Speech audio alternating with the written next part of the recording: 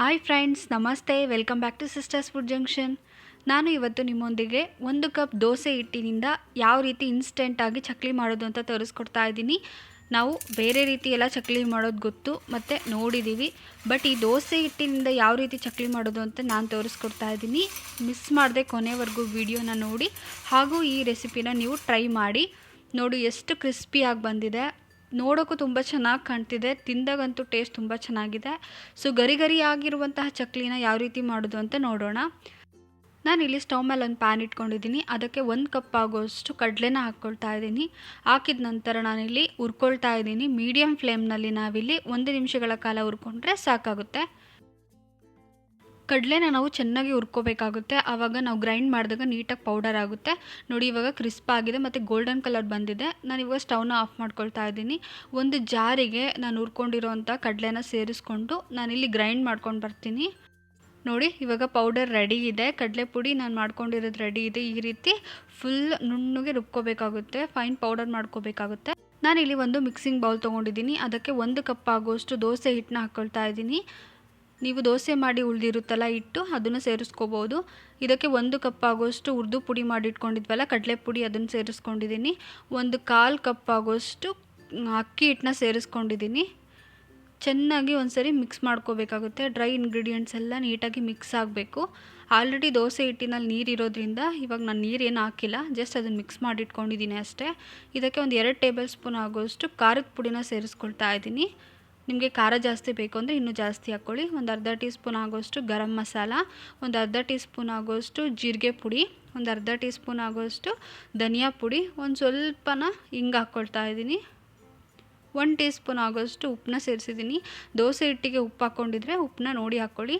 ಇದಕ್ಕೆ ನಾನಿಲ್ಲಿ ಅಜ್ವಾನ ಹಾಕ್ಕೊಳ್ತಾ ಇದ್ದೀನಿ 1 ಟೀ ಸ್ಪೂನ್ ಆಗೋಷ್ಟು. 1 ಟೀ ಸ್ಪೂನ್ ಆಗೋಷ್ಟು ಜೀರಿಗೆ ಸೇರಿಸ್ಕೊಳ್ತಾ ಇದ್ದೀನಿ. ಒಂದು 1/4 ಟೀ ಸ್ಪೂನ್ ಆಗೋಷ್ಟು ಅರಿಶಿಣದ ಪುಡಿ ಸೇರಿಸ್ಕೊಂಡು ಎಲ್ಲ ಒಂದ್ಸರಿ ಮಿಕ್ಸ್ ಮಾಡ್ಕೊಳ್ತಾ ಇದ್ದೀನಿ. ನಾವು ಹಾಕಿರೋಂಥ ಮಸಾಲೆ ಎಲ್ಲ ಹಿಟ್ಟಲ್ಲಿ ಮಿಕ್ಸ್ ಆಗಬೇಕು, ಆ ರೀತಿ ಮಿಕ್ಸ್ ಮಾಡ್ಕೊಳ್ತಾ ಇದ್ದೀನಿ.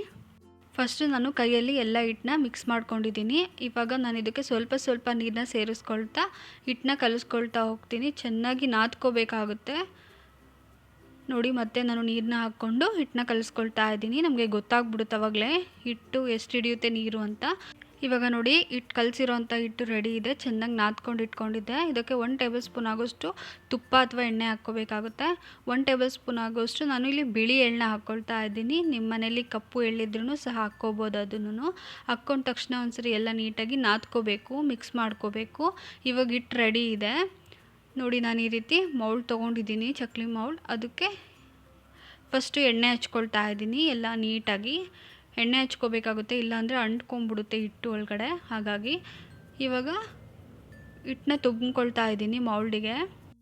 ಈ ರೀತಿ ತುಂಬಿಕೊಂಡು ನಾನಿಲ್ಲಿ ತಿರುಕೊಳ್ತಾ ಇದ್ದೀನಿ. ಚಕ್ಲಿ ಮೌಲ್ಡ್ ಇವಾಗ ರೆಡಿ ಆಗಿದೆ, ಒಳಗಡೆ ಎಲ್ಲ ಹಿಟ್ಟು ತುಂಬಿದ್ದಾಗಿದೆ.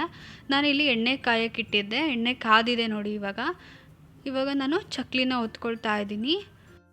ಇವಾಗ ಚಕ್ಲಿ ಒತ್ತಿದ್ದಾದಮೇಲೆ ಒಂದು 2 ಮಿನಿಟ್ಸ್ ನಾವಿಲ್ಲಿ ಫ್ರೈ ಮಾಡ್ಕೋಬೇಕಾಗುತ್ತೆ. ನೋಡಿ ನಮ್ಮ ಚಾನಲನ್ನು ಒಂದ್ಸರಿ ವಿಸಿಟ್ ಮಾಡಿ, ನಾವು ತುಂಬ ರೆಸಿಪೀಸ್ನ ಅಪ್ಲೋಡ್ ಮಾಡಿದ್ದೀವಿ. ನಿಮಗೆ ರೆಸಿಪಿ ಏನಾದರೂ ಇಷ್ಟ ಆಯಿತು ಅಂದರೆ ಪ್ಲೀಸ್ ನಮ್ಮ ಚಾನಲನ್ನು ಸಬ್ಸ್ಕ್ರೈಬ್ ಮಾಡೋದನ್ನ ಮರಿಬೇಡಿ. ನೋಡಿ ಇವಾಗ ಇದನ್ನು ಫ್ರೈ ಮಾಡ್ಕೋಬೇಕಾಗುತ್ತೆ ಮೀಡಿಯಮ್ ಫ್ಲೇಮ್ನಲ್ಲಿ. ಒಂದು 2 ಮಿನಿಟ್ಸ್ ಇದನ್ನು ನಾನು ಫ್ರೈ ಮಾಡ್ಕೊಳ್ತಾ ಇದ್ದೀನಿ. ನೋಡಿ ಇದಾಗಿದೆ, ಸ್ವಲ್ಪ ಬೆಂದಿದೆ. ಒಂದು ಸೈಡ್ ಬೆಂದಿದೆ, ಇನ್ನೊಂದು ಸೈಡು ನಾನಿಲ್ಲಿ ತಿರ್ವಾಕ್ಕೊಳ್ತಾ ಇದ್ದೀನಿ. 2 ಸೈಡು ಬೇಯಿಸ್ಕೋಬೇಕಾಗುತ್ತೆ ನಾವು. ಇವಾಗ ಮತ್ತೆ ನಾನೊಂದು 2 ಮಿನಿಟ್ಸ್ ಇದನ್ನು ಫ್ರೈ ಮಾಡ್ಕೊಳ್ತಾ ಇದ್ದೀನಿ. ನಮ್ಗೆ ಗೊತ್ತಾಗ್ಬಿಡುತ್ತೆ ಅವಾಗಲೇ ಇದು ಬೆಂದಿದೆಯೋ ಇಲ್ಲೋ ಅಂತ. ಮತ್ತು ಗೋಲ್ಡನ್ ಕಲರು ಆಗುತ್ತೆ ಮತ್ತು ಕ್ರಿಸ್ಪ್ ಆಗಿದೆ ನೋಡಿ. ಇವಾಗ ನಾನು ಇದನ್ನು ಒಂದು ಪ್ಲೇಟಿಗೆ ತಗೊಳ್ತಾ ಇದ್ದೀನಿ. ಇವಾಗ ಚಕ್ಲಿ ರೆಡಿ ಆಗಿದೆ. ಮತ್ತು ನಾನು ಇನ್ನೊಂದು ಮೌಲ್ಡಲ್ಲಿ ಇನ್ನೊಂದು ಥರ ಡಿಸೈನ್ನಲ್ಲಿ ಒತ್ಕೊಂಡಿದ್ದೆ ಚಕ್ಲಿ, ಅದನ್ನು ರೆಡಿ ಆಗಿದೆ. ನೋಡಿ ಎಷ್ಟು ಕ್ರಿಸ್ಪಿಯಾಗಿ ಬಂದಿದೆ ಅಂತ. ನಿಮಗೆ ಗೊತ್ತಾಗ್ತಿದೆ ನಾನಲ್ಲಿ ಸೌಂಡ್ ಹೆಂಗೆ ಬರ್ತಿದೆ ಅಂತ. ಅಷ್ಟು ಕ್ರಿಸ್ಪಿಯಾಗಿ ಬರುತ್ತೆ, ತುಂಬ ರುಚಿಯಾಗಿತ್ತು.